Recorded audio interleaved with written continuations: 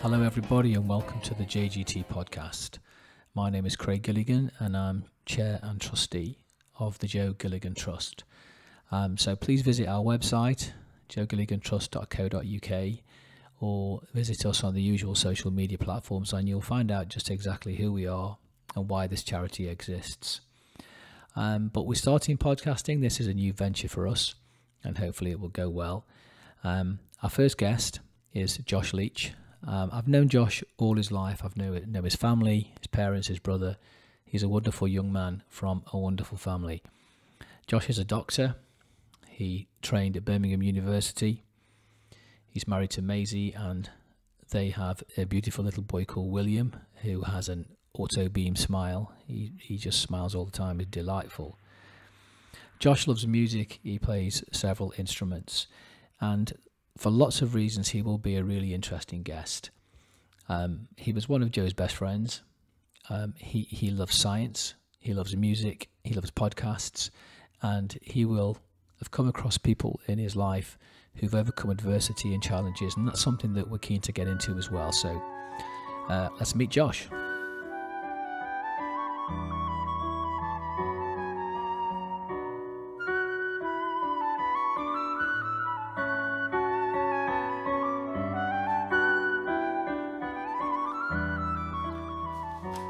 Hello, Josh. Happy Sunday afternoon. Thank you for coming around today. Absolute pleasure. Thanks for having me.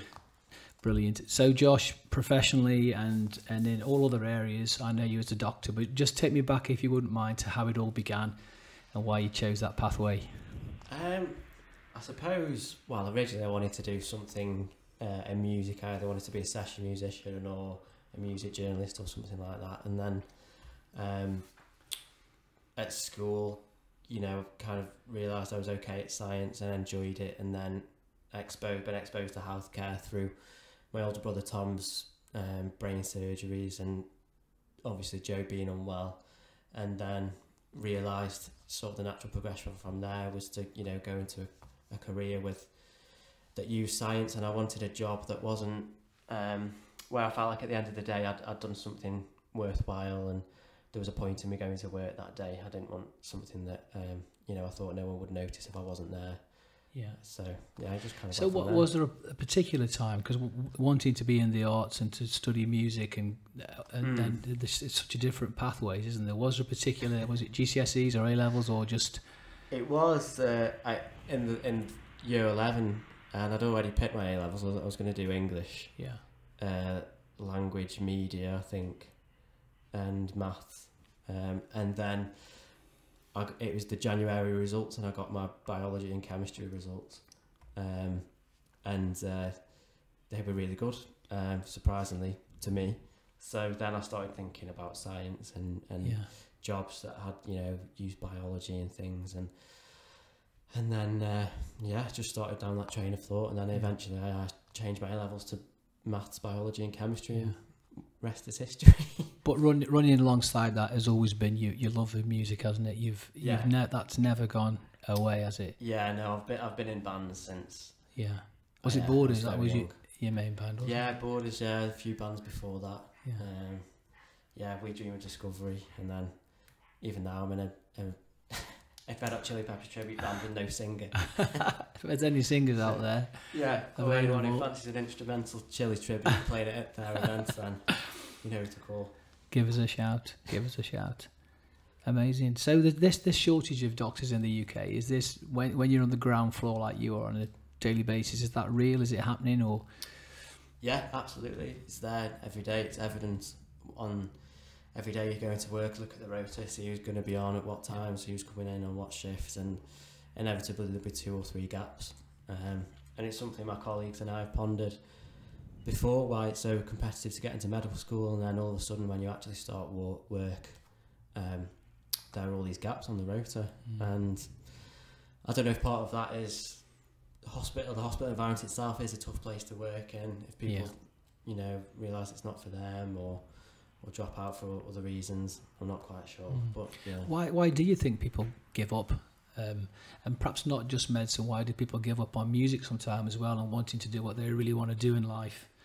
I guess that's a tricky question, but I don't know. It's for a lot of endeavours, like people sort of dream about things, and then for whatever reason it doesn't work out. It's the reality is never quite the same as how you've imagined it, is it?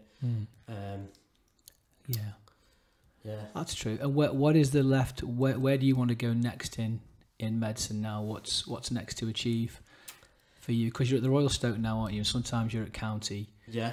Mainly in emergency ward, is it? Yeah, in A&E. A&E, yeah. In the emergency department. Yeah. From then, so this year I've applied for general practice training, so that's another 3 years of training. Yeah. To be a fully qualified GP, but I don't know if I could be a full-time GP. I think I'd probably get bored. But then I enjoy A&E, but if I did A&E full-time, I think I'd probably get burnt out. So yeah, my ideal plan is to do GP training and then work in A&E. yeah. Which is you can do as a GP. There are a few GPs who do that now, so that's the plan. Or locum GP, we'll see. So going back to music and the fact it's never left you, this love of music. Any particular artist, band, time period in music? I think I know the answer to this one, but that's it's really been with you all the way through. Well, as alluded to earlier, Red Hot Chili Peppers and John Frusciante, their guitarist, or one of their guitarists through the years, the longest serving guitarist, is people who know me will know how far my obsession with them goes. Their particular album, By the Way, which came out in 2003, which I was 10 years old. It was Joe who introduced Tom to that album, and Tom introduced obviously me as a wide-eyed younger brother looking up to these lads listening to their music and CD players in the bedroom. And it's, from there it's my love of Chili Peppers, and then other bands as well, Biffy Clyro, Jeff Buckley, have been big influences as well. So you mentioned John Frusciante, is it? What is it that makes his sound unique and special, do you think?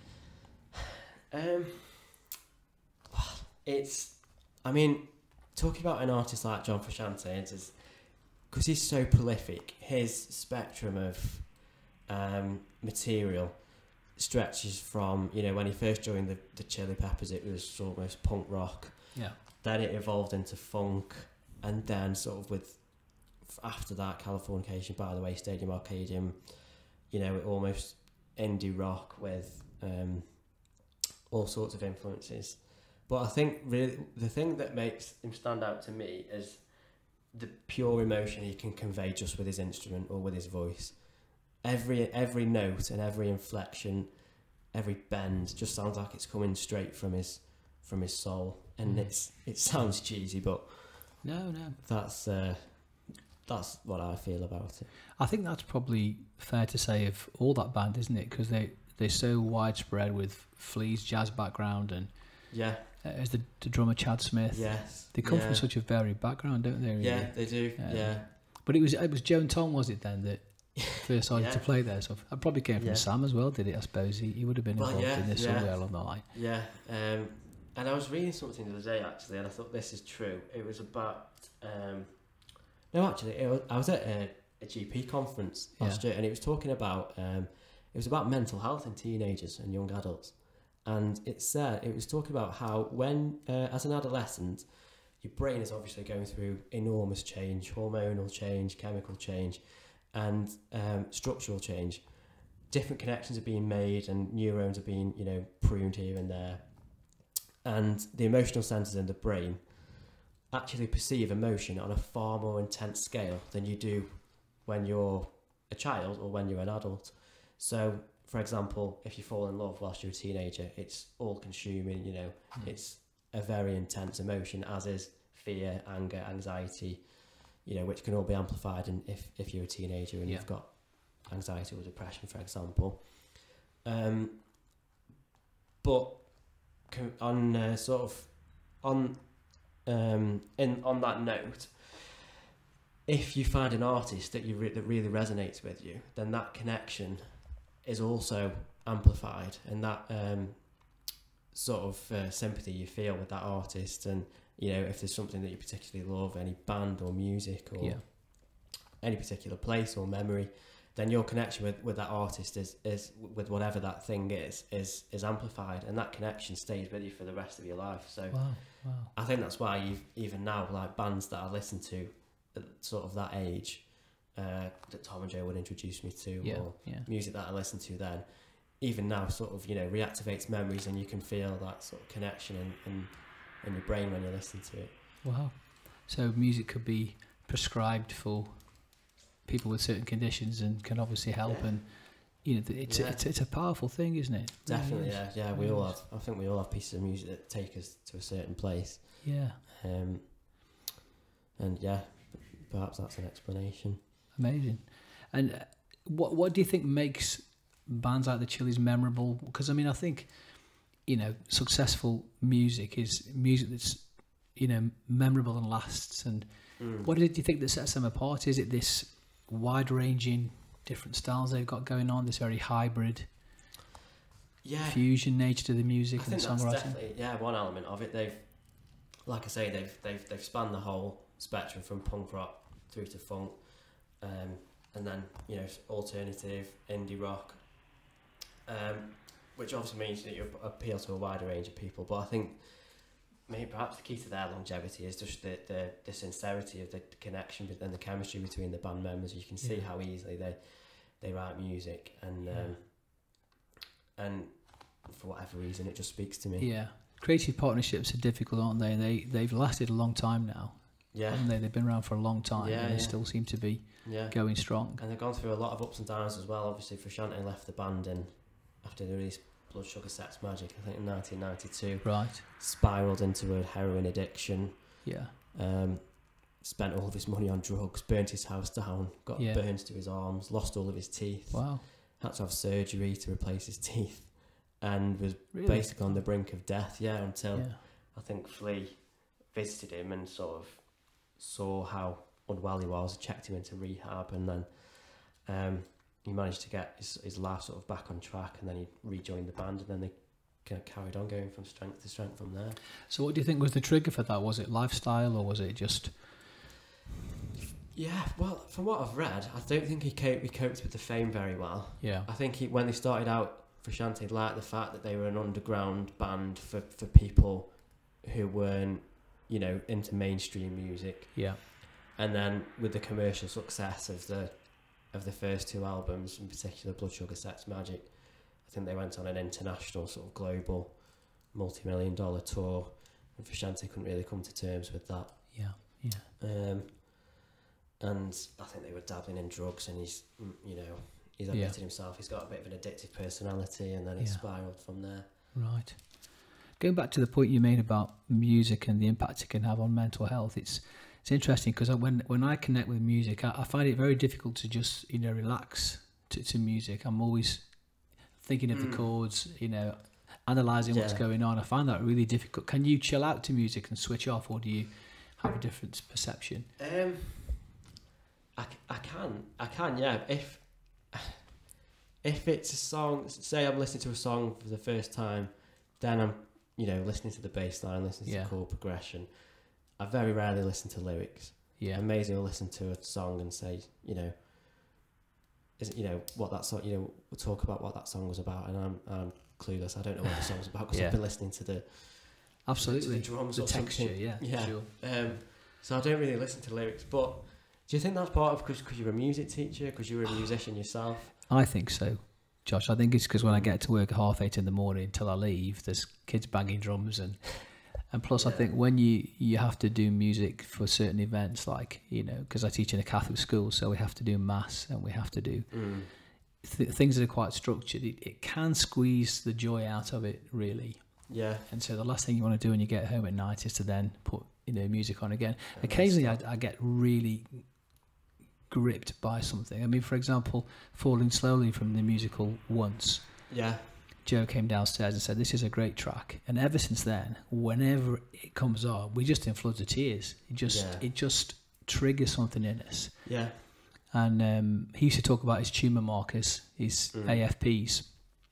And of course, you know, they need to go down. And he used to say, you know, they're falling slowly, aren't they? You know, they're falling slowly. Yeah. And every time he used to say that, for some reason, that melody came into our heads. And so, and also the connection with Song for a Friend, Jason Mraz, that you said to us that time. There's some, you know, and that was the first ever song that we recorded and did the video for, which is 2014. Yeah. We're currently in the process of doing the same for this year, for Everybody Wants to Rule the World, Tears for Fears. That's this year's track. Yeah. Well, but the connection again with Song for a Friend now, it just, I don't know, it just makes me go cold really every time I listen to. That is probably, having said that, I don't really listen to the lyrics, that's probably one song that the lyrics really did shout, you know, sort of scream to me. Yeah, there's something about that community chorus at the end, isn't there? Yeah. Where it repeats over and over again, and that's a kind of a message of overcoming adversity, isn't it? That's that sort of, you know, absolutely, coming together of it.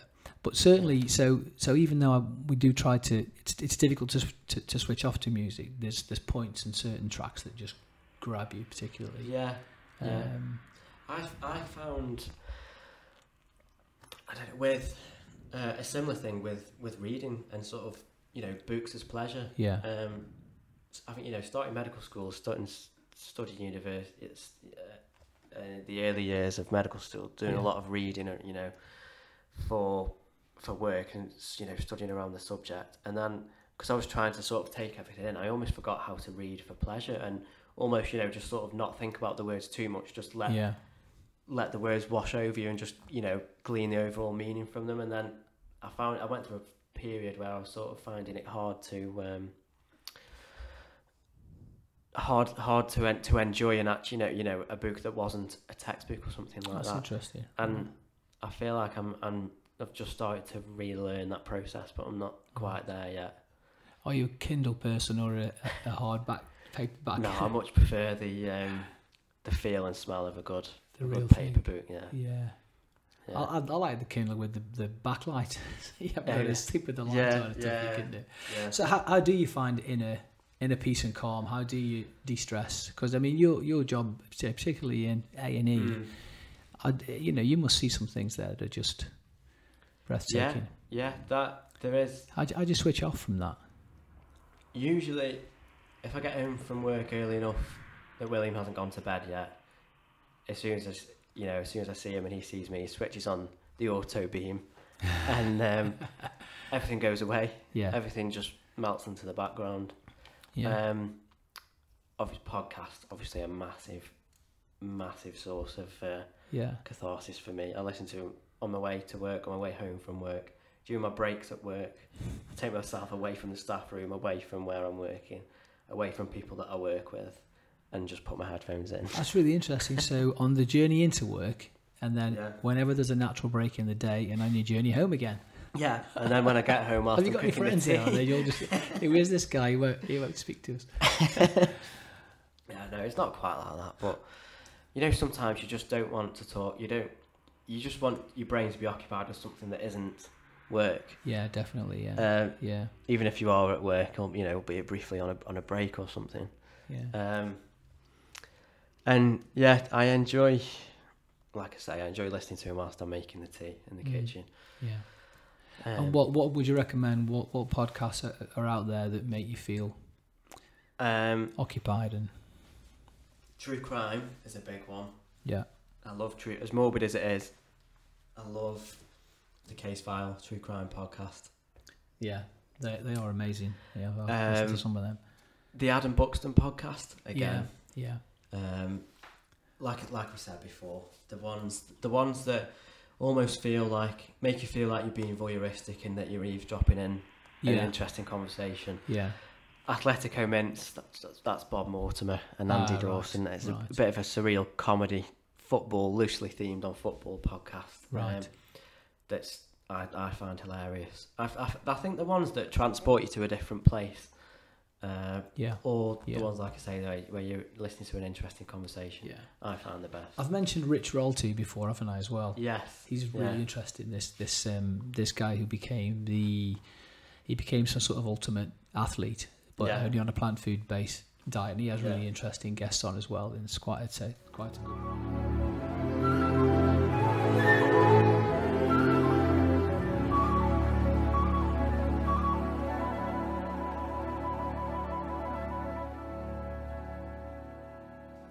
So, I mean, in your job, challenge must be something that you come across every day. Have you got any particular coping strategies when things really do get tough? Or you've got your podcast that you can escape to, but in terms of coping with challenge, I mean, I think having a mentor is really important. Obviously, I'm still a junior, you know, at the very, very beginning of my career, and it's always good to have someone more experienced who's been around longer. Even though you're a few years in now, is you still classed as junior?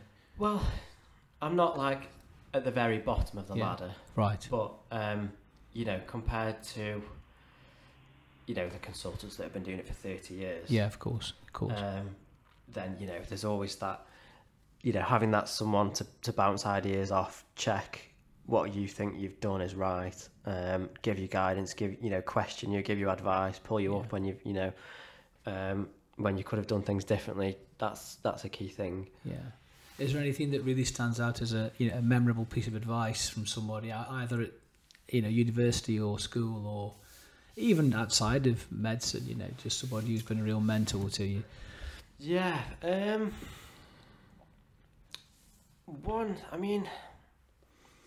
I guess in the context of my job, if one piece of advice that's been I found useful is always sort of try and treat your patient as if how you would wish one of your family members to be treated, or yourself to be treated, which I guess, broadly speaking, you could apply to life in general. I got that advice from a former head, that when I became a head of year, which would have been about 2000 and goodness me, I don't know, 2008 or something. That was the first thing he said to me. He said, well, if there's a pupil in front of you, whatever they've done wrong, however bad it is, just imagine it's your own child. How would you want them to be treated? Like, that's a great piece of advice, isn't it? And it does make you stop sometimes. Definitely. As much as you probably try to tell yourself that that's how you treat people anyway. Yeah.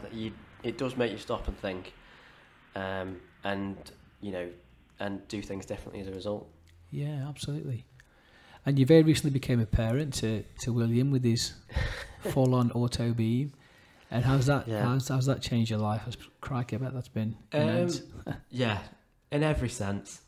But it does undoubtedly change your life for the better. Yeah. It's obviously the most drastic sort of upheaval you can imagine in your life, or one of the most life-changing things that can happen to you, but it's definitely all been for the better, and you do start seeing the world in a different way. Yeah, it's a whole new box of feelings, isn't it, that comes into your head when you become a parent. And it's very odd. So there's another darker box that opens when your kids become ill.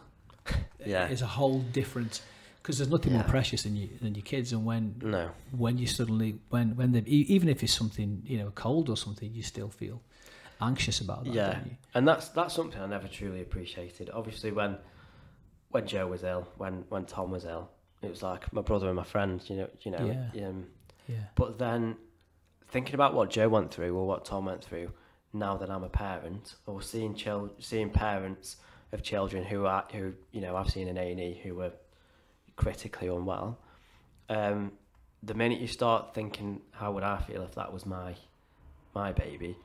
It's absolutely terrifying. It's it's like you say, it's like opening the door to a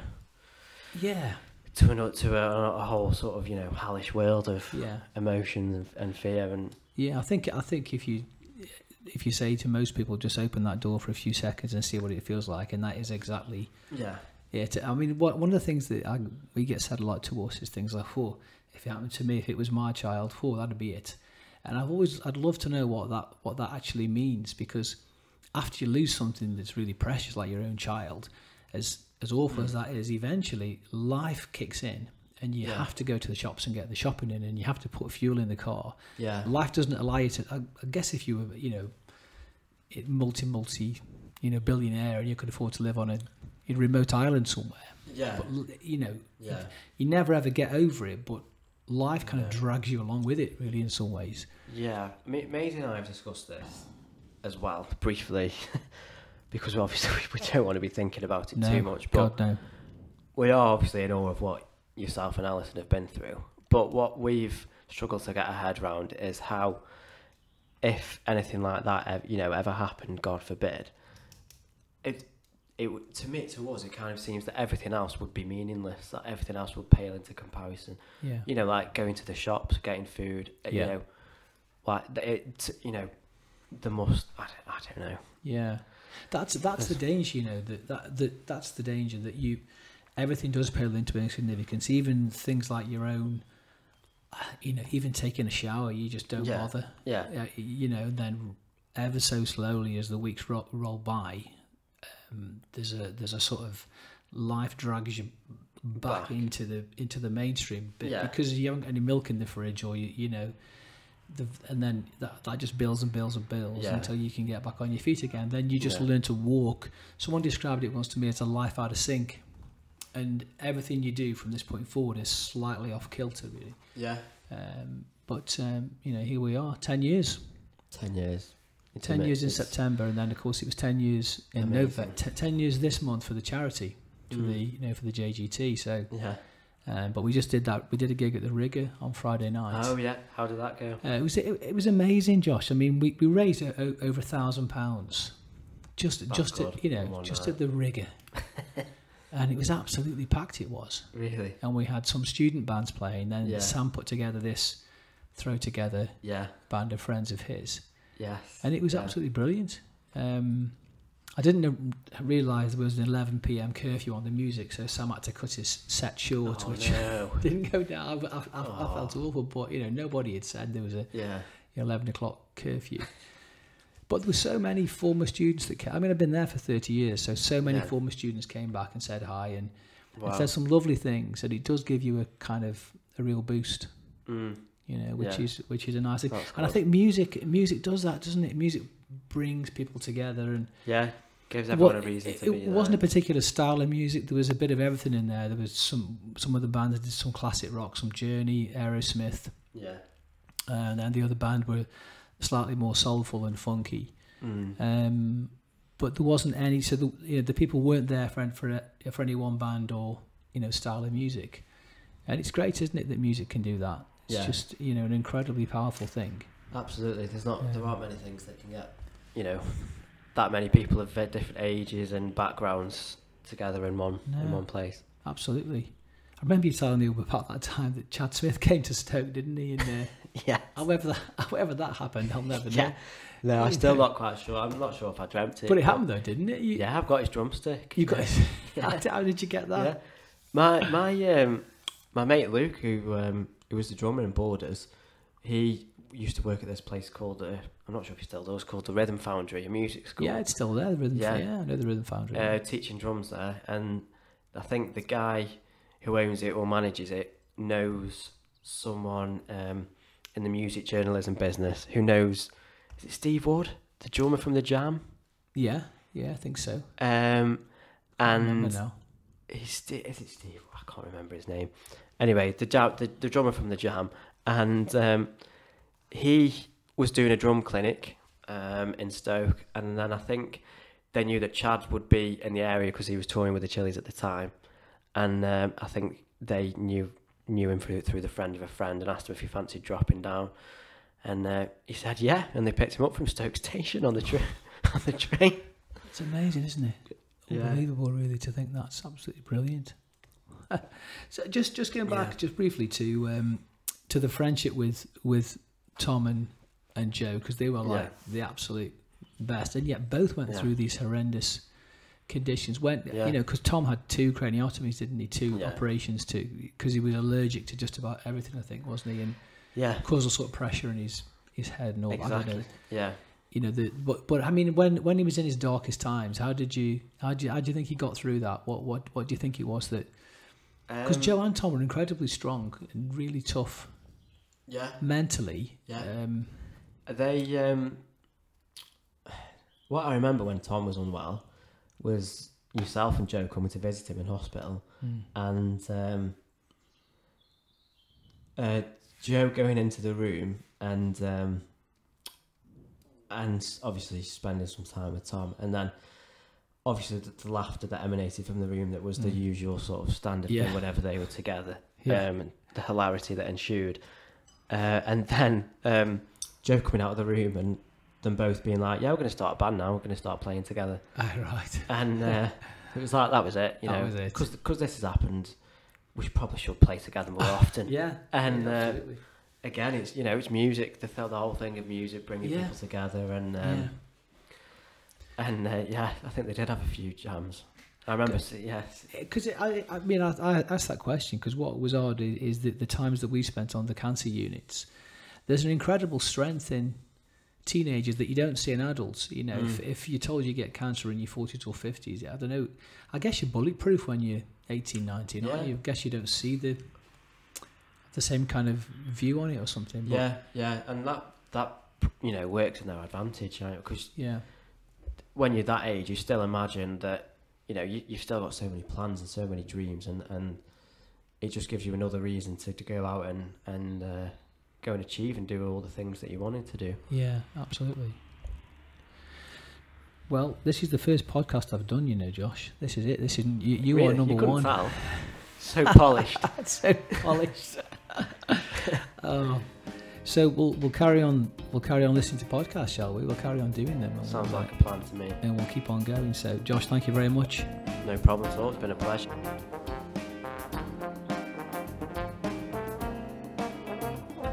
So that was Josh Leach. What a great guy. Thank you very much, Josh. It's been a lovely way to spend a Sunday afternoon. Everything that we've talked about today, we'll put links in the description. Please check into the JGT website from time to time. Have a read about the charity, see what's going on. Thanks very much for listening. Bye for now.